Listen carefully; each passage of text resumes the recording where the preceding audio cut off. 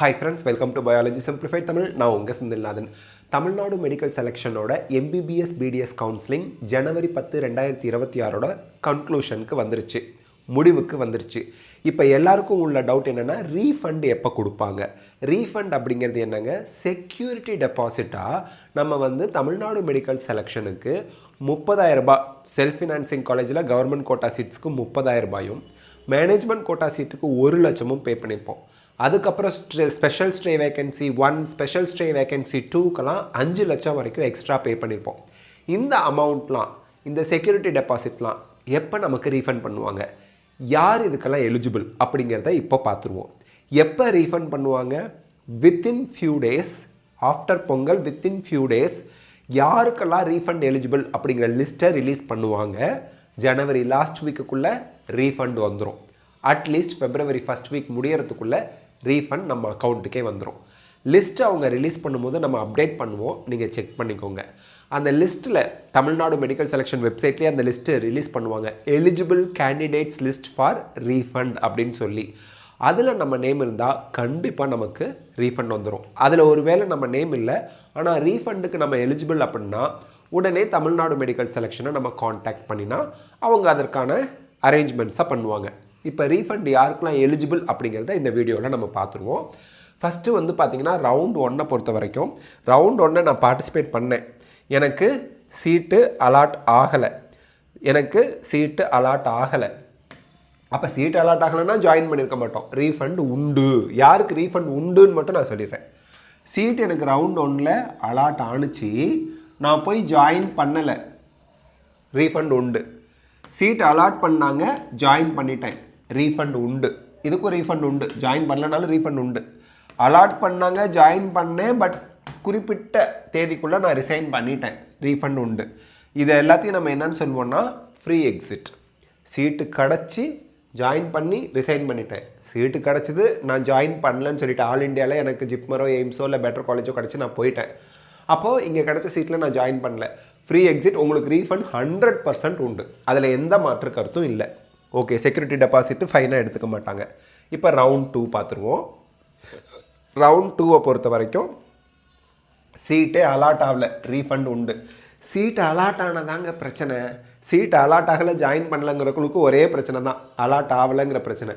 Allot ஆனவங்க தான் join பண்ணலாமா வேணாமா, இதை விட பெட்டர் சீட் அடுத்த ரவுண்டில் கிடைக்குமா, இந்த மாதிரி 1008 எண்ணங்கள் ஓடிக்கிட்டு இருக்கும். ஆல் இண்டியா கோட்டாவில் பெட்டர் காலேஜ் கிடைக்குமா, இப்படி மனசை போட்டு குழப்பிக்குவாங்க. சீட்டு கிடைச்சவங்க, சீட்டு கிடைக்காதவங்க கிடைக்கலங்கிற கவலை மட்டும்தான். ஓகே, அது ஒரு சைடு இருக்கட்டும். சீட்டு எனக்கு ரவுண்ட் 2 அலாட் பண்ணாங்க, நான் போய் ஜாயின் பண்ணல, ரீஃபண்ட் உண்டு. தமிழ்நாட்டில் மட்டும் round 2 free exit. All India கோட்டாவில் ரவுண்ட் 2 ஃப்ரீ எக்ஸிட் கிடையாது, தமிழ்நாட்டுக்கு ரவுண்ட் 2 ஃப்ரீ எக்ஸிட் உண்டு. ஓகே, அலாட் பண்ணாங்க, ஜாயின் பண்ணேன், ரீஃபண்ட் உண்டு.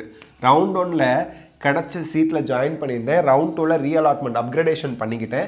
ரீஅலாட் பண்ண காலேஜில் போய் ஜாயின் பண்ணியிருந்தாலும் உங்களுக்கு ரீஃபண்ட் கொடுப்பாங்க, ரீஅலாட் பண்ண காலேஜில் போய் ஜாயின் பண்ணலனாலும் உங்களுக்கு ரீஃபண்ட் கொடுப்பாங்க. ஓகே, அலாட் பண்ணாங்க, ஜாயின் பண்ணேன், பட் அவங்க சொன்ன டேட்டுக்குள்ளே ரிசைன் பண்ணிட்டேன், ரீஃபண்ட் உண்டு. இந்த கேட்டகரியில் எதில் இருந்தாலும் உங்களுக்கு ரீஃபண்ட் வந்துடும். ஏன்னா செகண்ட் ரவுண்டும் ஃப்ரீ எக்ஸிட் தான். ஜாயின் பண்ணவங்க பிரச்சனை இல்லைங்க, ரீஃபண்ட் வந்துடும்.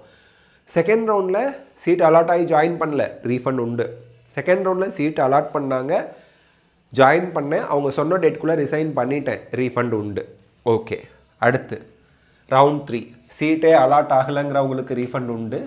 அலாட் பண்ணாங்க, ஜாயின் பண்ணேன், ரீஃபண்ட் உண்டு. ரவுண்ட் 2 ரீஅலாட் பண்ண சீட்டில் நான் போய் ஜாயின் பண்ணிக்கிட்டேன், அதாவது அப்கிரேட் ஆனிச்சு ரவுண்ட் 3 நான் போய் ஜாயின் பண்ணிக்கிட்டேன், ரீஃபண்ட் உண்டு. ஆனால் இங்கே ஃப்ரீ எக்ஸிட் கிடையாது. ஃப்ரீ எக்ஸிட் கிடையாதுன்னா என்ன, ரவுண்ட் 3 சீட் அலாட் ஆகி நீங்கள் ஜாயின் பண்ணலன்னா ரீஃபண்டு கிடையாது. பட் இந்த 3 நீங்கள் இருந்தீங்கன்னா உங்களுக்கு ரீஃபண்ட் உண்டு. சீட்டே அலாட் ஆகல ரவுண்ட் 3 ரீஃபண்ட் உண்டு. சீட்டு அலாட் ஆனிச்சு, அலாட் ஆனதில் நான் சமத்தா போய் ஜாயின் பண்ணிட்டேன், ரீஃபண்ட் உண்டு. ரவுண்ட் 2 ஒரு காலேஜில் படிச்சுட்டு இருந்தேன், ரவுண்ட் 3க்கு அப்கிரேடேஷன் கொடுத்தேன், அப்கிரேடேஷன் பண்ண காலேஜில் போய் நான் ஜாயின் பண்ணிக்கிட்டேன், ரீஃபண்ட் உண்டு. ஆனால் எனக்கு சீட் அலாட் ஆகி நான் ஜாயின் பண்ணாமல் விட்டுட்டேன்னா ரீஃபண்ட் இல்லை. நீங்கள் 4th ரவுண்ட்லேயும் பார்ட்டிசிபேட் பண்ணியிருக்க முடியாது, ஃபர்தர் ரவுண்டில் பார்ட்டிசிபேட் பண்ணியிருக்க மாட்டீங்க இந்த கேஸில் இருக்கவங்க. சரி, நெக்ஸ்ட்டு ரவுண்ட் 3 வரைக்கும் சீட்டும் அலாட் ஆகலை. அப்போ என்னாகும், திருப்பி ரவுண்ட் 4 கலந்துருப்பீங்க. ரவுண்ட் 4 சீட் அலாட் ஆகி ஜாயின் பண்ணிட்டீங்கன்னா ரீஃபண்ட் உண்டு. ஆனால் சீட்டே அலாட் ஆகலைனாலும் உங்களுக்கு ரீஃபண்ட் உண்டு. சீட் அலாட் ஆணுச்சு, ஆனால் நான் போய் ஜாயின் பண்ணலை அப்படின்னா மிகப்பெரிய ப்ராப்ளம். இப்படி யாரும் இருந்திருக்க வாய்ப்பு இல்லை. நெக்ஸ்ட் இயர் கவுன்சிலிங்கில் நீங்கள் பார்ட்டிசிபேட் பண்ண முடியாதுங்கிற ரூல்ஸ் வந்திருக்கும். அதனால் ஒன்று சீட்டு அலாட் ஆகிருந்தால் போய் ஜாயின் பண்ணியிருப்பீங்க, சீட்டு அலாட் ஆகலைன்னா ஜாயின் பண்ணியிருக்க மாட்டீங்க. இந்த ரெண்டில் எது இருந்தாலும் உங்களுக்கு ரீஃபண்ட் உண்டு. நெக்ஸ்ட்டுங்க round 5 stray vacancy, special stray vacancy, இதெல்லாம் சீட்டே அலாட் ஆகலைன்னா உங்களுக்கு ரீஃபண்ட் வந்துடும். சீட் அலாட் ஆகி ஜாயின் பண்ணியிருந்தாலும் ரீஃபண்ட் வந்துடும். அப்போ ரீஃபண்டு இன்னும் ஃபியூ டேஸில் நோட்டிஃபிகேஷன் தமிழ்நாடு மெடிக்கல் செலெக்ஷனில் விடுவாங்க. யாருக்கெல்லாம் எலிஜிபிள் டு கெட் ரீஃபண்ட் அப்படின்னு, எவ்வளோ ரீஃபண்ட் அப்படின்னு சொல்லுவாங்க. ரீஃபண்டு ஜனவரி லாஸ்ட் வீக்குள்ளேயோ அல்லது பிப்ரவரி ஃபஸ்ட் வீக்குள்ளேயோ உங்கள் அக்கௌண்ட்டுக்கு வர மாதிரி ஏற்பாடு பண்ணுவாங்க. ஆல் இண்டியா கோட்டாவுக்கும் உங்களுக்கு ரீஃபண்டுக்கான டீட்டெயில்ஸ் சீக்கிரமே எதிர்பார்க்குறோம் நம்ம. ஓகேங்களா? ஆல் இண்டியா கோட்டாவில் ஃபஸ்ட் ரவுண்ட் மட்டும்தான் ஃப்ரீ எக்ஸிட், செகண்ட் ரவுண்ட்லேருந்தே ஃப்ரீ எக்ஸிட் கிடையாது. ஸோ யாருக்கெல்லாம் ரீஃபண்ட் எலிஜிபிளோ அவங்க எல்லாருக்குமே ஜனவரி லாஸ்ட் வீக்லேயோ பிப்ரவரி ஃபஸ்ட் வீக்குள்ளேயோ ரீஃபண்ட் வந்துவிடும். உங்கள் அக்கௌண்ட்டுக்கு எந்த அக்கௌண்ட்லேருந்து பே பண்ணிங்களோ அந்த அக்கௌண்ட்டுக்கு. ஐயா கம்ப்யூட்டர் சென்டர் அண்ணன் அக்கௌண்ட்லேருந்து பே பண்ணேன், அவருக்கு தான் போகும். அதனால் நீங்கள் அவங்கக்கிட்ட சொல்லி வச்சுக்கோங்க, ரீஃபண்ட் வரும்போது கொடுத்துட சொல்லி. ஸோ இந்த வீடியோவில் நம்ம ரீஃபண்ட் டீட்டெயில் பற்றி, தமிழ்நாடு மெடிக்கல் செலெக்ஷன் கவுன்சிலிங் பற்றி பார்த்துருக்கோம். இதோட சுமூகமாக கண்டினியூவாக வீடியோ போட்டு கன்க்ளூட் பண்ணுறோம்.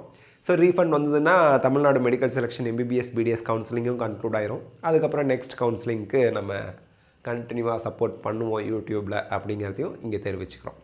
இந்த வீடியோ உங்களுக்கு ஹெல்ப்ஃபுல்லாக இருந்தால் லைக், ஷேர், கமெண்ட் பண்ணுங்கள். பயாலஜி சிம்பிளிஃபைட் தமிழ் சேனலுக்கு சப்ஸ்கிரைப் பண்ணுங்கள். Because your support is our strength. Thank you.